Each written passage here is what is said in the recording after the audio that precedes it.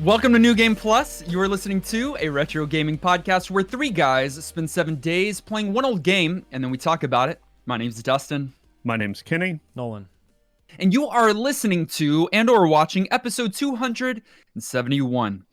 And the trailer for a new live action Mortal Kombat reboot has dropped. It's been a few days. It is, of course, action packed, quite dark, R-rated nonsense that is adding a new storyline, but including many fan favorite characters like Sub-Zero, Scorpion, Goro, and others. Did you see it? What did you think? Etc. I'll let Kenny go first. I genuinely don't know his stance on MK. Well, Yeah, I don't think he's a Mortal Kombat guy. no, I don't like fighting games because I'm bad at them. So Fair. any fighting game is just not fun. They're infuriating, all of them. Yeah, They're and bad. it's just so infuriating when everybody's better at you. I had all the friends growing up that were into Mortal Kombat and would do all the fatalities on me, and I'd just be like, oh, you hit 3 buttons. So I've always been a little bit like, eh. And I've always been a little like, on the forced gore kind of thing, too. Oh, that's the best part. I did watch back in the day the old like Mortal Kombat movie, but it's terrible. So Yeah. it didn't do anything to up my hype. And my nonchalance continues. Like I don't care. But as a kid, it wasn't terrible. You were like, wow. No, it wasn't. But as an Okay. adult it is. I don't know. I'm not it doesn't do anything for me. Okay, I'm the opposite. I'm the exact opposite. I think it's You're so an hype. MK? An MK dude? Yeah, I don't play it, but I watched the old movies growing up. Yeah, Right. they're terrible. They're actually so corny and actually so bad. But they were so sick growing up, and the song, right? Everyone knows the Mortal Kombat song, so sick. I'm still like here for Mortal Kombat. I think it's self-aware, it's funny. Yes, it's way over the top. I'm interested to see what like a more serious take on it in this movie is going to be, because it does seem like it's not going to be like the games, and the games are so silly. And I'm fine with the new storyline. The Cole guy, that's the way to do it. It used to be Liu Kang is like the main character. This new guy, whatever. I loved the trailer. I'm hyped to see like all those characters. So I'm gonna watch it. It's gonna be on HBO Max, right? I think it's gonna be in theaters too. But I think that's, I'm with Kenny kind of on this. Mortal Kombat never really did it for me. I was never great at fighting games just in general. If I had a fighting game, it was either one of the Tekkens that was at our Tekken arcade, is so sick. Best fighting or game. what is there's another Killer Instinct. What? Yes. Yeah, how did you get that from that? Because there's like 4 fighting games. But it really was Killer Instinct. I was like the orange liquid guy that would, or like fire liquid guy. I don't remember any details, but the combat games never did it for me. And then those movies, I knew that they were garbage even when I was younger. There's a Street Fighter one too. Which one is worse? The Street Fighter one. I never watched the Street Fighter one, but I'm sure it has to be worse. It is worse because it's like not like the Mortal Kombat one is at least like, oh, they did the fatality, like they went there with it. The Street Fighter one was just for the sake of making it about Street Fighter, and you're like, all right.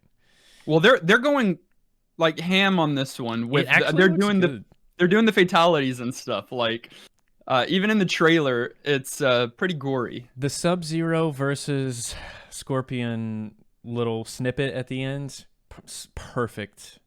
Like, that's what they needed to add in there for fans. You had I am Sub-Zero, and you had to get over here. I'm gonna watch it day one. We should all watch it in the theaters together. Should. Are theaters still a thing? Yeah, I went there. Well, you can definitely tell from the trailer that it was not made for kids, but I do have something for you kids. Are you ready, kids? Aye, Captain Kenny. I can't hear you. Aye, Captain. Oh, who was in a game in 2003. SpongeBob SquarePants. Remade for PS4, the Switch, not the Wii. SpongeBob SquarePants. If childhood's something you want on a dish, SpongeBob SquarePants. then check out this episode, son of a bitch. SpongeBob SquarePants. Ready? SpongeBob SquarePants. SpongeBob SquarePants. SpongeBob SquarePants. SpongeBob SquarePants. Kenny sucks. Battle for Bikini Bottom. Overview. SpongeBob SquarePants Battle for Bikini Bottom. I hate that we have to say SpongeBob-y things. Stop. I don't know. I'm Stop going to it. be with Kenny a little I know. bit. And We didn't grow I've up already on got this, it in my buddy. notes here. It's pretty lengthy today, actually. We didn't grow up on this. No, we didn't. That's in my notes. They will say I did not grow up this. I was too old. All right, check. Got that one. Continue. This is a platform video game, 3-dimensional. Not surprising because this was 2003. Yeah. We're pushing boundaries of truly retro, but I think we're always comfortable with our 15-year margin. Sure. That came out on everything. Yeah. The things that mattered to us release-wise this week were the PS2, the Xbox, and the GameCube, because that sort of primary game is what we played. Also dropped on Windows as like a mini game compilation sort of game, as well as on GBA, but as a 2-dimensional platformer. Can I just say that Xbox, a 3D platform on Xbox is like cursed? That sounds so bad to me. Like that was PlayStation right. and GameCube's genre. Why was it on Xbox? They wanted to hit it all. They wanted to get this to the audience because they knew they had an audience. If there's an IP that you can sell, SpongeBob is it. He is and was and always will be popular. And in this specific video game, you jump into Bikini Bottom, where the I'm gonna sound so out of touch because I don't know these villains well. Please, where the bad guy, Plankton, is scheming his schemes like he always does, and decides to build an army of robots. Of course, those robots backfire. Instead of initiating his robot building sequence with obey as the parameter, he has don't obey as sort of the setting when he fires on creating his robots. So then there's a whole really good that he included that option on the on the sure, you got to maker. future-proof your product. It makes sense. And so then there's robots running amok. SpongeBob and Patrick think that they accidentally summoned them by, I don't know, putting a toy robot into a magic seashell. And then SpongeBob crops up, does the adventurous things that he does. In this case, platforming around, collecting shinies and golden spatulas and underwear, and just SpongeBobbing his way to defeating these hordes of monsters. Okay. SpongeBob is not only for kids. It is also for adults. That were kids when it came out. Yeah, but I mean, the show has humor that is well above the watching age, and as a kid, you don't catch it, and it's not that funny. Like there are other shows that do that, like what? Rocko's Modern Life, I feel like did that. Shrek. Yeah, it happened. That was a thing. That's not like revolutionary, but I know so many people that love SpongeBob, like still think it's funny. And you two, it's fine that you didn't grow up on it. That makes sense. Of course you don't like him. But why I know that I'm going to be mad this whole episode. And I'm here to represent. I just want the listeners to know I'm here as your representative. I will choke slam Kenny. Okay? You have my word. And guys, if you need to reference me, If you need an answer to a question about why we're collecting socks or what's a goal in the spatula, I can help you with that.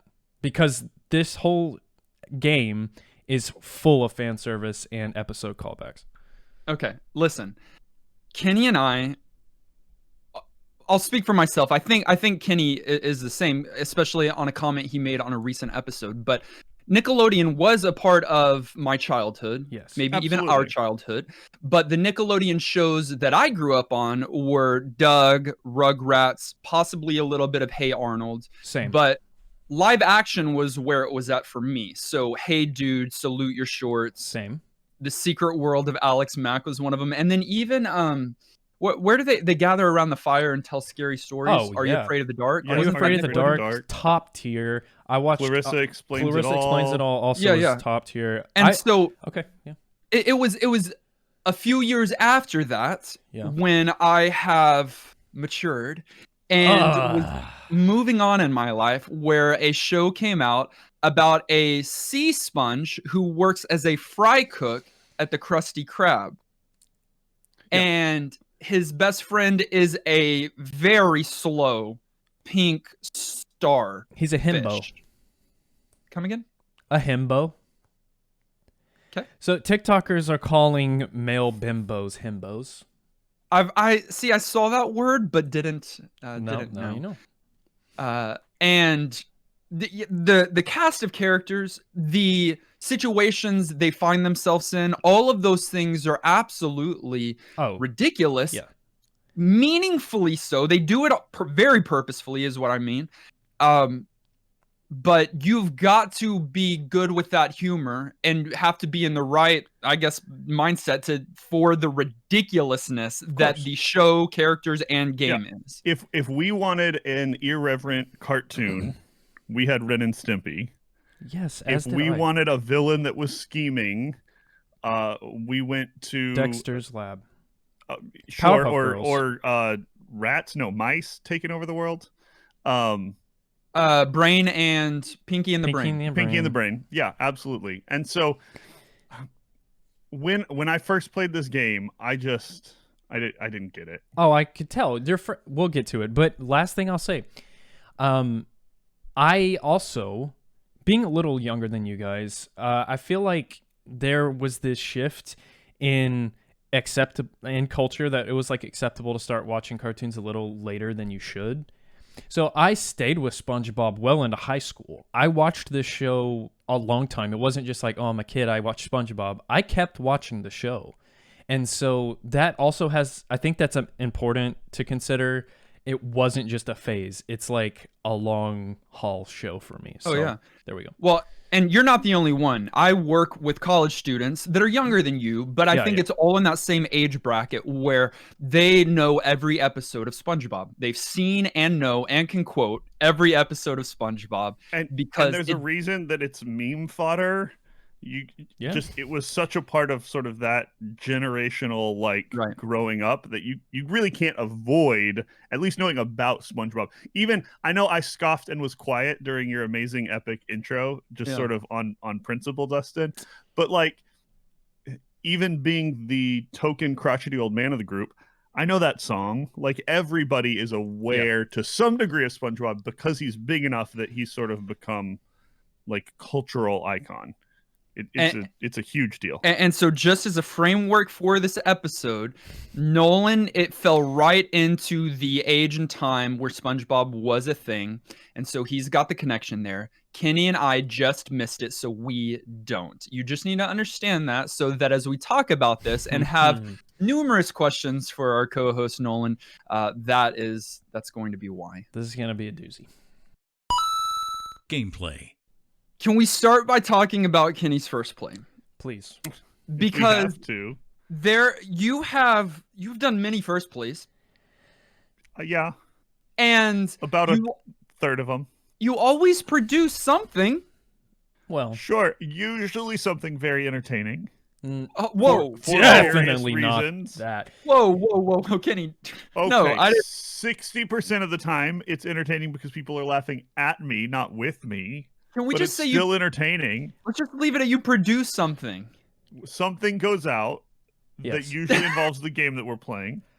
Okay, well, I mean, you did that much, but you did not even try. You came in dead. I've never seen him more empty inside and like ready to quit something. I've never seen a human that lifeless. I was not in a great mood coming into the first play this week, and I didn't do a great job of turning that off. Like if that's someone's first episode for us. I was so worried that SpongeBob was gonna just be like this annoying kids thing that was obnoxious, and I embraced that really hard, unfortunately. And so I get through this sort of, but it's got to be the most dry first play we've ever put out. Yeah, I hope that's not someone's first episode. I was impressed that you got a little bit of distance into the game. I didn't recognize that until I actually played the game. Like you actually got past kind of his hut, and then you actually went out into the little hub world there. I like beat the first level, sort of. Didn't like full clear the first area, but I like most certainly got the first sort of primary objective. Yeah, which was impressive, but with zero life and with zero excitement and with zero enjoyment. I probably had more fun during the tutorial sections, though I was frustrated by those two, which was still part of what was showing on my face. Yeah. A few things impressed me. I came alive a little bit to talk about how pretty the box was. Okay. And then got called out in Discord for it. Yeah, it was a bad first play. If you didn't watch it, don't watch it. I mean, watch it. We need views and money. We do, and a few more subs. But so you start by playing SpongeBob, the titular character of the series of the game. Why emphasis? Okay. What? Why do you want me to emphasize Euler? Yeah. And then you eventually get to play as Patrick as well. And then eventually later you get to play as Sandy, which is hands down the best, and we all agree. Sandy Cheeks. No, she's not. Oh, so that's the squirrel? Sandy Cheeks is the squirrel. Yeah. She lives underwater in a dome full of air, a tree. And SpongeBob and Patrick, when they visit her, have to wear fish bowls with water over their heads. How did she get down there? She's like adventurous explorer, like scientific kind of character. So she went down to like observe life down there. And on one episode they go on land. Yeah, I feel like there was a movie where they go on land. Oh, yeah, the SpongeBob movie. Why did I see a SpongeBob movie? Did you see the whole thing? Talk about how much this universe doesn't make sense? Because not only are squirrels living underwater, but you have an underwater world where there's oceans and lakes. I know, they're goo. Goo Lagoon. Yeah, and it rains. There's rain clouds. It doesn't make any sense. That's funny though that they're just like F it. It's just like we need a lake here for this plot, so they put one in and it worked. And like they just don't address it. It's really funny. The whole humor is that though, like when you go out of bounds or fall off something, you don't die. You have this like hand come on the screen. Yeah, take the your sailor character, hand. the sailor hand But off, it's a real and then hand. it replaces. It's a real hand, like photoshopped.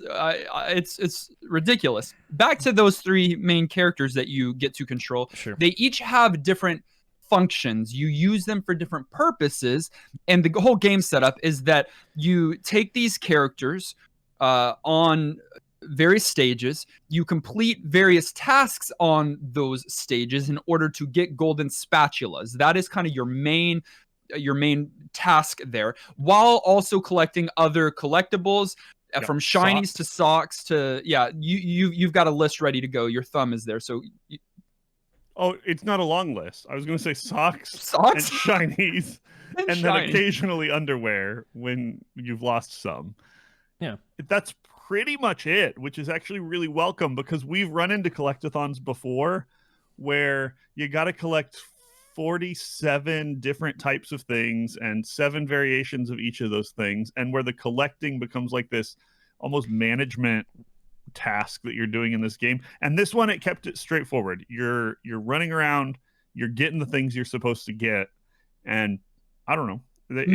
That worked. Maybe there's not many different collecting items, but there are a lot of the items that you need to collect, I feel like. Yes. And there are only certain items, they're placed in certain places that only a particular character can get. So I'm feeling, when I'm playing this, some of the same things I did in DK64, where you're having to go back and play the same parts over again, or you get where you're in just a short distance away from an item that you want, but you can't get it with the character, so you have to go back to a bus station, change out your character, come all the way back, and I don't love that. I didn't mind in a level having to jump to the bus station to go like get some things that I needed to do. It did bother me when I got to levels that were clearly starting levels that had elements that you have to revisit way later in the game. Like the bowling in the first one, where you just don't learn to bowl until you get that ability, until that ability later. That one bugs me because it sort of very artificially forces you to go like replay content.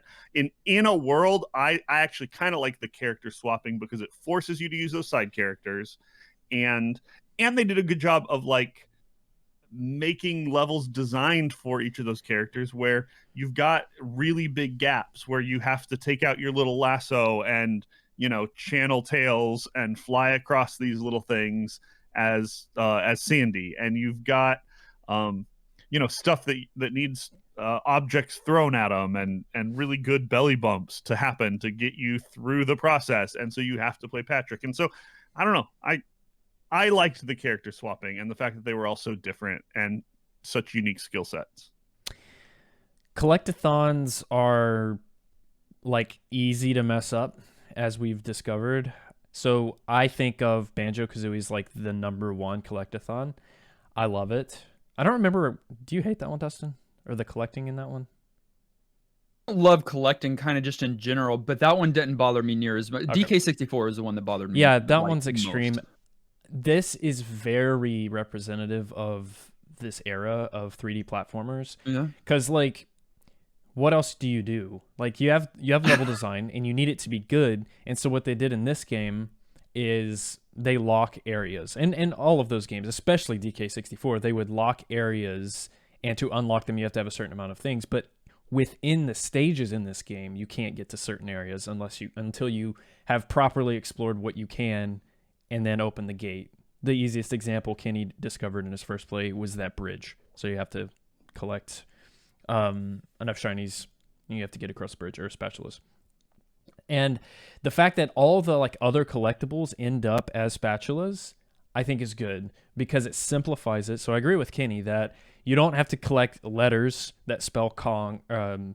You don't have to collect bananas, and you don't have to collect coins. And it's shinies that you can spend for spatulas.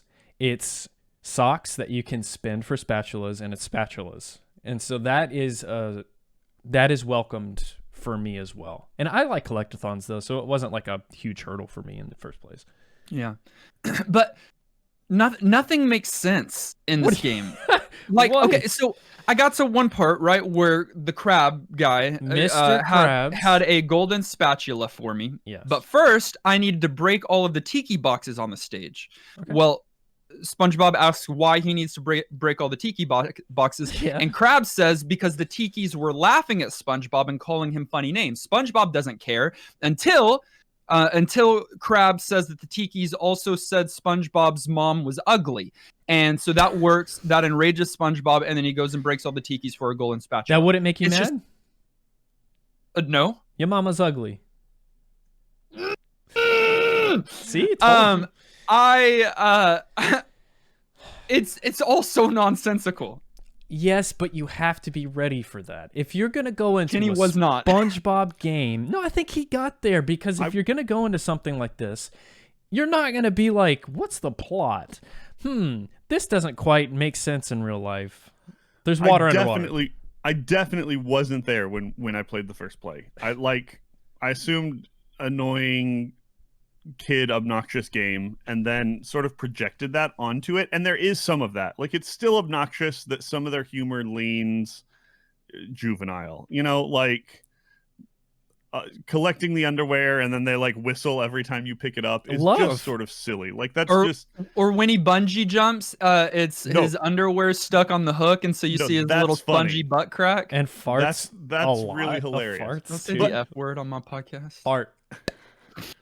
I realized that though out. after after playing the first play that I had no context, that like I was judging this thing and didn't know what it was at all. So I did something this week that I've never done before ever. I went and watched an entire episode of SpongeBob.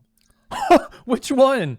Wait. Yeah, so I just went to YouTube and I Justin. googled like best SpongeBob episode, full episode, and Oh, just no, watched no, like no, the no, first no. result that came up. Was it Bubble Buddy? It was, let me see if I can, I don't have it up anymore. So What happened in it? I'll tell you. yeah, I'm trying to remember. Obviously It Plankton didn't stick did with bad stuff. It didn't stick with me. The plot didn't stick with me. What? You have to, what is one thing that happened? I'll look it up and tell you here in a second. I'm I so will. frustrated at you. I know. I had a lot of other things to fill my brain with, like this game, but I watched it. It wasn't as bad as I thought it was going to be, and I kind of got the humor. Like I knew what they were going for, but it sort of gave me a mental framework. And when I came back later, not during the first play to play this game, some of the stuff actually struck me as kind of humorous. There was still a lot of eye rolling. It's still not like my favorite genre ever.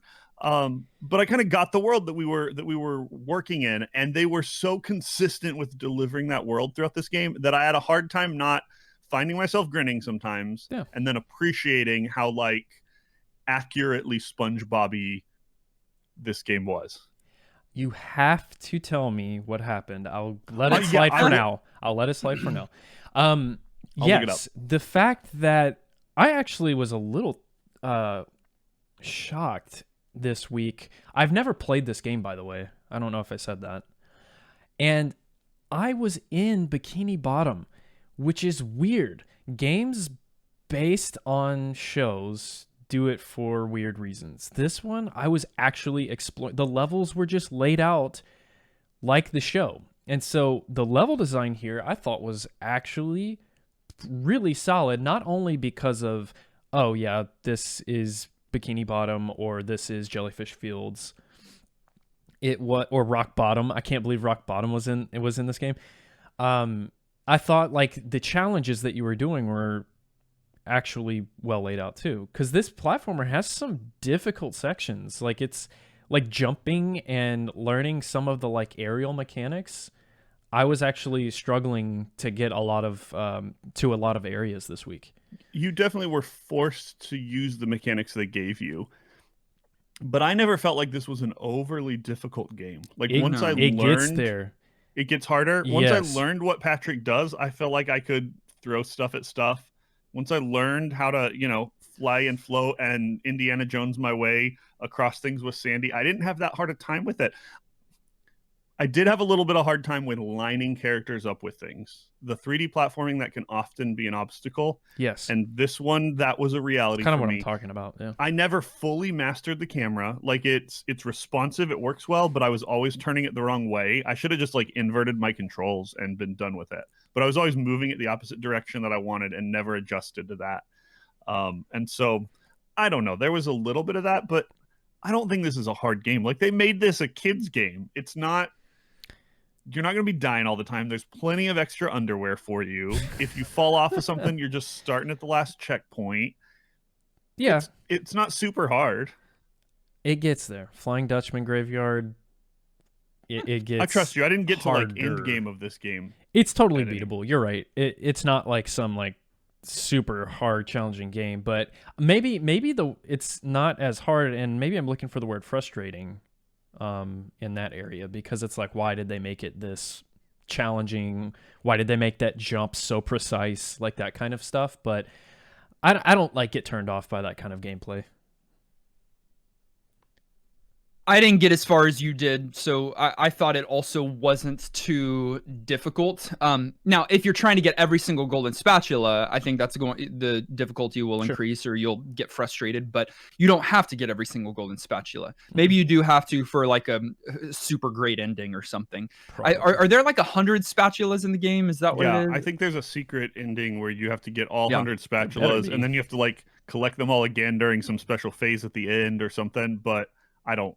But I think you can beat the game with like 75 spatulas, something like that. So you definitely don't have to get all of them. And it's like kind of Super Mario 64 where you can see the tasks by name of how you get the golden spatula, kind of. Yeah. And then you can teleport, right, or taxi, whatever it is in this game, to where that spatula was. So it kind of takes you on these black box missions or stages where you can try to get all those golden spatulas. You don't have to get all of them, and then you can taxi to a new world. But even within those worlds, they have little side worlds to go to. Like I went to like the Sea Space Needle. I don't know what it's called, but and various other small little getaway stages that you can go to with a nice little loading screen with the bubbles happening straight from the show when they go to a different scene. Like when they change locations, bubbles transition. So I didn't know. You knew because you watched the episode that you know nothing about. Which Nolan, I looked it up for you. Okay, please. The episode I watched was the Krusty Bucket, where Plankton splices his DNA with the crab guy's DNA, and then there's that enemy, and he like fights himself. Yeah, that one. That one's pretty good. Yeah, it was fun. Yeah. I said that sandy cheeks, literally. We're talking about booty cheeks. I mean, it's squirrel's cheeks, but sandy cheeks is the pun because you get sand in your butt crack at the beach. Yes. I don't go to the beach, and if I did, I would never. Okay. She's the best in this game for me. I enjoyed playing her. I enjoyed her hover mechanic. I enjoyed her lasso mechanic. The shoe Patrick is the best. Well, I'm still talking. And when she swings from little Texas sign to Texas sign. What is that all about? She's from Texas. She a Texan? She's from Texas. Oh my gosh, and she would be. She's very proud of Texas. There's a whole episode where they make fun of her being stupid because she's from Texas and she beats them up. And no, she gets redemption. It's that all of those moves, her move set is very like representative of her character. She's into karate. SpongeBob. She does karate with SpongeBob. The lasso's from Texas. Yeah. Okay, so she's my favorite. You said Patrick, Kenny, when you interrupted me rudely? Yeah. That's exactly what I interrupted you rudely to say. Why? Oh, because he's the best. Because he's belly himbo. bumping folks, throwing stuff, running around like a crazy man. Like he just is clearly the best. Yeah, and this is also clearly tracking with who we are as the characters too, by the way. Like, Kenny is Patrick. And I'm clap those cheeks. So who are you then, Nolan? Clap them Sandys. I'm Sponge. Out of the three, and in terms of playable characters, I think I like SpongeBob the most. I love Sandy's moveset, especially the glide mechanic. But SpongeBob, first of all, is like the vanilla character, and I always just like to play raw experience. And two, I liked his moveset. It's very simple, straightforward. And it's fun to platform with him because of the midair swing. His attack gives you more, maybe not more lift, but it gives you more hang time. And so that felt challenging getting to some of those areas, some of those platforms. But yeah, I think SpongeBob is the best playable character. Almost abusably so. We'll probably talk about it later, and maybe we talk about it now because I'm bringing it up. But this game is super popular in the speedrunning community. Yes. And so I watched some of the speedruns this week, and the things they can do, I know a lot of them are like glitch based, but on getting SpongeBob's character to like double jump and then do his little launch into the air move with the bubble helmet and then spin around to get really long distances and like past stuff and to places they're not supposed to be in the game is actually really quite impressive. It's more complex than it should be for this game. I'll say that. And yeah, the speedrunning community definitely takes this game to its limits. Aged. one of the things that I have to give this game credit for is the voice acting, because most, if not all, no, not all, they didn't have a few, but most of the voice actors in the game are from the show, which is the way you've got to do All it. but two. Yeah. And those aren't even like the main ones. Like all of the main ones that you're going to hear and are familiar with from the show are voiced by the exact same people in this video game, which is And I have a great. sense that the replacements did a pretty good job as well. Again, didn't watch enough of the show to really know, but all the voice acting felt really good. Mr. Krabs is iconic, and it's a bummer that the voice actor was not there to do Mr. Krabs, but the guy who like filled in for that voice actor did a pretty good job. But yeah, no, those voice actors love doing it. If you've ever seen them, I've actually seen a TikTok of them. They have a blast, obviously, because they're rich from this show. Like, this show is huge. And two, they just lean into it big time. So I absolutely loved hearing those voices while I was playing. Like, so good on THX for like getting them in there. The music, I would imagine that it was very in line with SpongeBob stuff, and it was kiddie and fun and light and all of that stuff. I thought it was annoying after a while, but I mean, it wasn't bad. It worked with the stages and it worked with the game. Yeah, Yep. I think it fits the character and the genre. I also didn't like super love it, but I didn't hate it either. Sometimes you get these and they're repetitive and then they kind of grind and you're like, I'm over it, and put on some other music while you play. But I listened to it all the way through. Well, what's so good about it is that it's not like, oh, let me go put on this soundtrack. It's I'm in an episode of SpongeBob, which again is so impressive to pull off for any adaptation to a video game, right? Like, the music fit, yes, straight from an episode, and so it's happening. I'm not really listening like I would listen to a track, but like I'm in Bikini Bottom, and so it's perfect. It works great.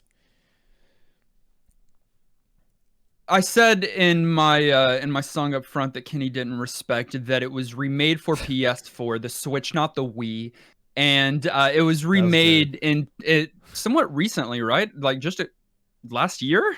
Yeah, last year, June 23rd, 2020 was when it was re-released or rehydrated. Yep. And they upped the graphic fidelity to this whole new like SpongeBob in 4K if you need to see him in 4K. Yes. But I felt, without looking at the comparison side by side, I felt that it looked just fine. Really all the way through. Yeah, before. Yeah. It was blurry, a little bit, but I thought that they did really good with character models. Nothing disturbed me or seemed out of place. I thought it was really good. The character models and the backgrounds and everything. Yeah, I agree. I actually think this is one of the cases where the re-release of the game was more about getting this game accessible again to people on current gen consoles than it was about like improving the game or like, hey, people like this game, but the graphics are super dated. We really need to update it so that people will even care. I really feel like this one looked good enough that it was just more of a like, hey, people like this game. Let's just give it to them again. Yes, not to get more people into it, I don't think. I think it was literally a love letter to the fans. To the fans already. And Absolutely. like you said, Kenny, the speedrunning community carried this game to where it is today. You wouldn't really know about it the way that you did, or I don't know, maybe you didn't, but I know about this game and its cult following because of AGDQ and the speedrunners that, I mean, it's actually insane what they've done with this game and have like brought it to mainstream. And so, yeah, they saw that and were like, you know what? We're funny. We have that humor. Let's do a meta thing and just remaster it. And I'm actually not sure how it was received by like hardcore fans of the game. But back to the graphics of this one, you're right. The backdrops, again, look like the episode. Very detailed. I actually have the most issue with SpongeBob's face more than anything else, and that's hard to do. But it's a really hard character to do, and they didn't do like terribly with it, but No, it's not fine. like right on. It's totally fine. I can get over that because you don't see it much. You're looking at his butt mostly. The pants were more important than the bob. But man, I agree. GameCube. We played on GameCube, all of us, right? I did. Yeah. Okay. Yes. Yeah, GameCube looks really good here. I bet PlayStation maybe looked a little better, maybe, but for the most part, on point with the graphs. I thought the controls were good. When it comes to platformers, we've talked about it before, especially 3D platformers. You've got to have tight controls, and I thought I was surprised at how well it responded and functioned. Because if you can mess that up, and if you mess that up in a platformer, it screws the game over. Not only tight controls, which you needed for the characters and the variety of characters, but really good like character environment interactions, which they don't always get right. Sort of like sizes of platforms and ability to grab onto a platform if you're near it, and like cool. whether you're jumping on something or missing it. That can be something that's a weak spot in 3D platformers too. But I felt like everything looked like if it was going to work, it worked, and if it wasn't, it wasn't. And so that was super welcome. It was well put together for sure. In terms of like aging, so shows getting turned into video games, we typically hate that, right? On this podcast, I do. It's hard to do. Most of the time, yeah. It's very hard to do. We've played some that super work. Lion King being probably the best example. Yeah, It's not a some would say show. Aladdin. Hey, I just pause and then you'll keep going. But we started the episode talking about a video game made into a show, and now we're talking about a show made into a video game. Just wanted to say, nice little bow. Mortal Kombat. Oh. Nice. Now, so I don't like that in general because it's usually a cash grab, etc. And poorly done. And poorly done. The game's Right. not fun, right? Right. Don't do that. Don't make a game that's not fun. Step one. Here though, A lot of people mess up that step, by the Right. way. If you can't get past that step, yeah. everything else is out the window. So with a title this big, man, I mean, it's like almost to Pokemon status in terms of like how widespread and known it is by people who don't even care about it. You've got to do it right. And I think that like now it's still so accessible because SpongeBob 1 is still on the air. I don't know New if episodes? yeah. I was shocked to know that. So my wife and I went to San Antonio for like a little trip for a weekend. Did you see Sandy? We saw Sandy. No. We were in the hotel and SpongeBob was on, and of course we love SpongeBob. We watched SpongeBob in our hotel room. And it was an episode I had not seen before and found out that it came out in like 2018, and I was like, huh? So the fact that it's still in the air helps this game age, but just the game itself is such a spot-on representation and adaptation of the show. I think this game's going to be extremely accessible for a long time, for a really long time. For as long as the SpongeBob thing stays popular. I do think at some point that will fade out. You know, you look at the old like Simpsons games that everybody likes and loves, and Simpsons was still a thing for a really long time, but like they're not making Simpsons games anymore, nor should they. You know, that's past its prime. Kenny, you know people listen to us and they're gonna make one now. I mean, I would let them if they want. I don't know. People do what they want. Them? Yeah, I'm not going to stop them physically if they want to make a game. I'm just saying, like, to some degree, a game like this, because it couples its identity to what the game is, isn't going to have as, like, eternal a lifespan on how it ages as something that's, like, generic and stands on its own.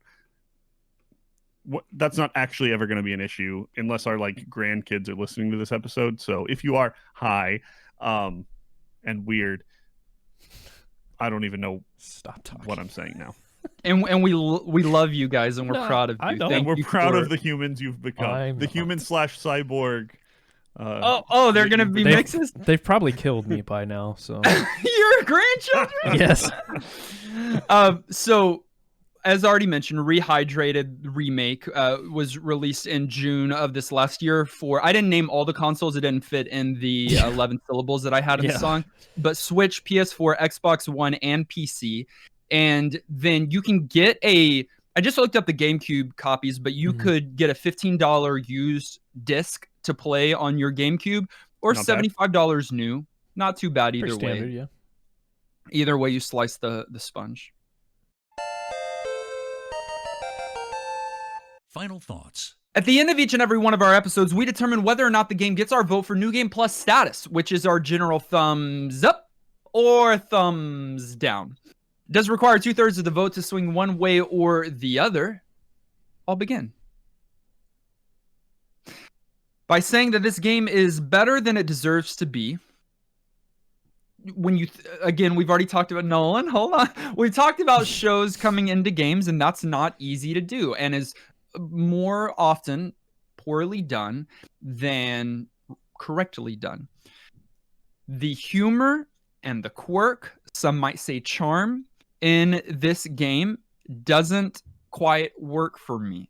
But I know that for many, it will work because they have a deeper connection with the source material, i.e. Nolan, e.g. Nolan and many other people. But if you strip away the quirk, which you might not be able to, maybe you don't do that. But I'm just saying, for me, if you strip that away, whether you like it or don't like it, if you strip that stuff away, I think it is a good 3D platformer, but nothing more than that. I don't think it's excellent. And I think that if you bring back all of that quirk stuff, that if it doesn't work for you, you're going to be more perturbed by the game than enjoy it. So although I think it is better than it deserves to be and is a good 3D platformer, I think there are many that are far superior, and I would say to pass on this one, meaning I don't give it my vote. All right. Man. All right. If you're going to make a show into a game, developers, look to Battle for Bikini Bottom as the ideal way to do it. People who don't know that quirk and charm Dustin's talking about and aren't familiar with the source material, if they were to play this game, would be filled in on the source material because they brought in so much of it. It felt like an episode of SpongeBob. I'm actually impressed that they could do that. Like, the worst part is some of the frustrating platforming areas, but that's in all 3D platformers in the 2000s. I got frustrated in Conker's Bad Fur Day because of a weird jump or because of some weird boss. Like, I can't make that be the thing that keeps me from enjoying the game because it's still fairly easy. The game is actually so funny. It's actually an episode of SpongeBob. You should play it. And you should watch the show. New Game Plus all day. Which means that it's in the hands of Kenny. This is the worst scenario. This is worst case scenario. I knew this was going to happen. Just go ahead. Oh, wait, hold on. Explain to me Mermaid Man. And Barnacle Boy. Yes. Mermaid Man doesn't make sense. That name doesn't make sense. Why? It's a mermaid. That's the joke. That's the joke. And then is he a superhero? What is he? Yes, he is their comic book heroes. Mermaid Man and Barnacle Boy are their comic book heroes in the show, but they're old men now, and they live in an old person's home, and they still try to fight crime from time to time. It's very fun. That's Kitty's smiling. That's a funny. It's funny. A good transition from an old, dried up superhero into an old dried up superhero. So go ahead, Kitty. Yeah, I obviously was really skeptical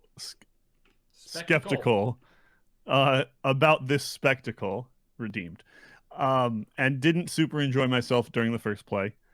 I didn't. It's pretty obvious to anybody that watched it. But as I spent more time in the game and became more familiar with the IP, I actually started really enjoying myself. There are similar games in this genre that I think people will like more. But this game does have a good mix of kind of all of the elements to make it a fairly enjoyable SpongeBob experience. I feel like I echo Dustin in just a lot of ways. The experience we had of not quite getting it and then playing the game and being like, "Hey, this was kind of fun." But I didn't come to the same conclusion as he did, because as I played the game, I enjoyed myself and the humor more and more than I thought I would. It won me over. I'm not a SpongeBob fan and had fun playing this game. Not the best 3D platformer we've ever played. Maybe if you don't care at all for SpongeBob, you maybe should play another game. But there's enough people that do, and I think enough of our core audience are those people, that I think it makes the cut. And so I didn't expect that to be the outcome this week. But yeah, SpongeBob SquarePants Battle for Bikini Bottom is New Game Plus certified. You can thank Patrick mainly for that. Wow.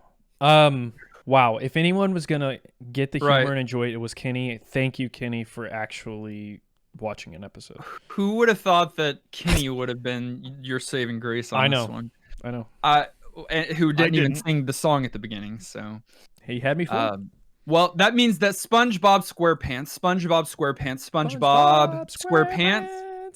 is New Game Plus certified. But what did you think? We had many of you write in. I'm only going to be able to read a few of them as a part of this episode. Bro Jim said, the game is a passable platformer with some clever parts, though I had to dig through several levels before I hit the Myrrh layer, which was the first level I found both entertaining and execution. The giant Rube Goldberg machine comes to mind. And in theme, the music and the characters seem to be parodies of Adam West's 60s era Batman. Yep. Unfortunately, most of the other levels blend into a sand-themed, surf music-filled yawn fest. I'd imagine those with more connection to the source content or who find the humor funny might get more from it, but for me, it was a linear slog full of repetitive one-liners and bland combat. Even the boss fights were barely an inconvenience, and it usually spoon-feeds you what to do anyways. This isn't a bad game, but there's a long list of similar games near this era I'd ask gamers to play before picking this one up. I'm actually confused and maybe have a question for people who have that Bro Jim's exact thought on the humor. Even if you're not familiar with it, there's some really good jokes in here that you will get. I mean, if you you don't have to know the characters and their personality to laugh at some of these jokes. It's okay. You can laugh. There are some, but there's also some that are just always going to be a little bit sort of juvenile, potty humor driven, that either going to work for people or not. Yeah, and so that's it's fine that that's controversial. I will say I agree with his conclusion about boss fights. They underwhelmed me.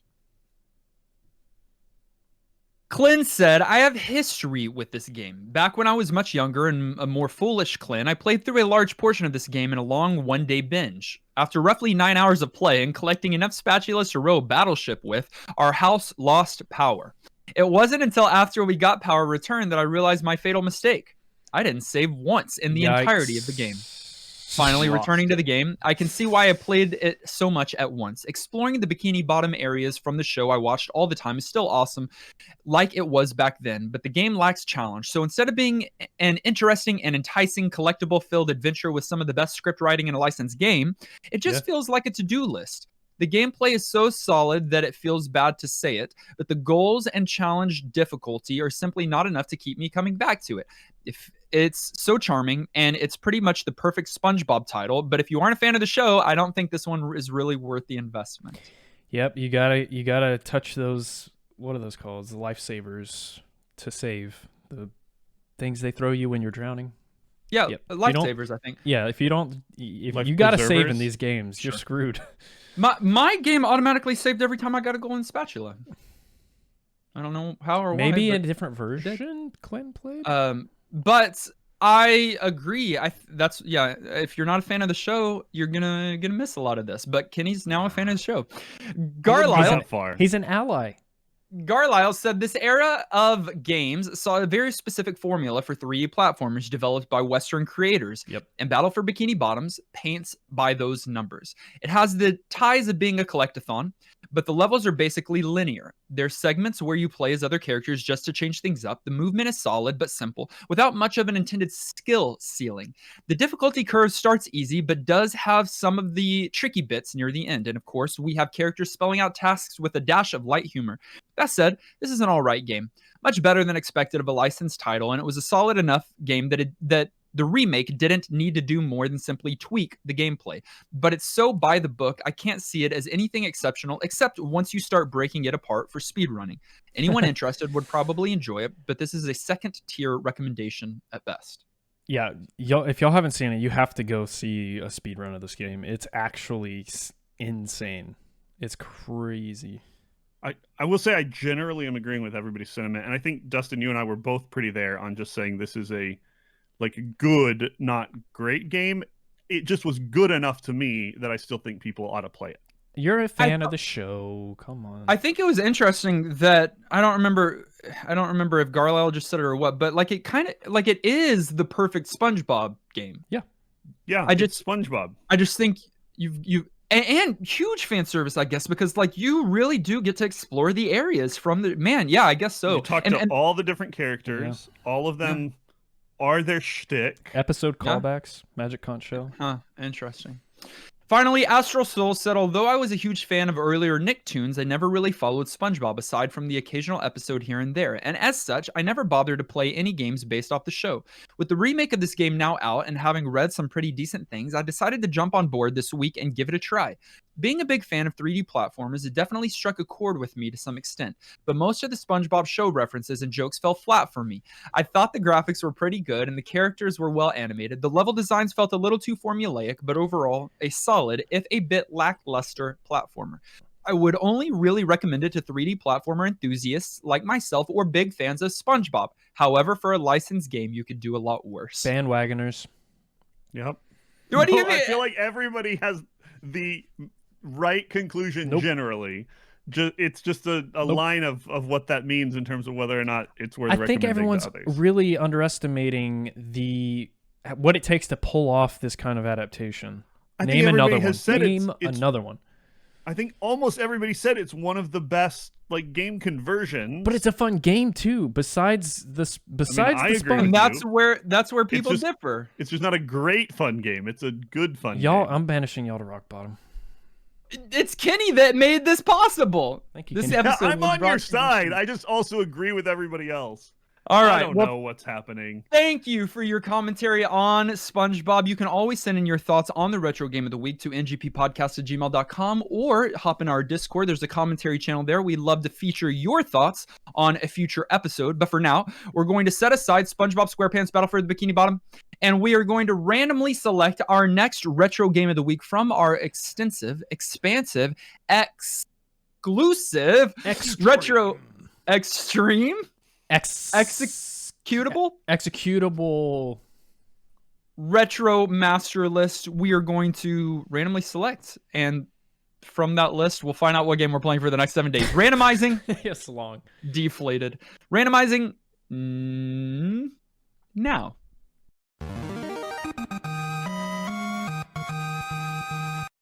We are going to be playing a video game, Kenny. Oh, really? That's a nice change of pace. That was released for the Nintendo Entertainment System in 1992. Hi. Okay. By a small company called Konami. Oh, okay. Ooh, tiny little unheard of company. Nolan, you said EO, and then Kenny said ooh, which is really funny. You'll have to listen to that on playback. I think that's funny. Sometimes why. It had the same essential concept of the comic book from whence it came, but did a few things different. No. It's it's got a comic book, it's got an animated special, it's got everything. Toys, it's everything. But the video game that we're playing for 1992 NES is called Monster in My Pocket.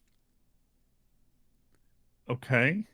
Y'all know anything? Sort of like I know nothing about it. If you'd About said that monsters? outside of context, I would have been like, "Oh, you mean like Pokemon?" Yeah, me too.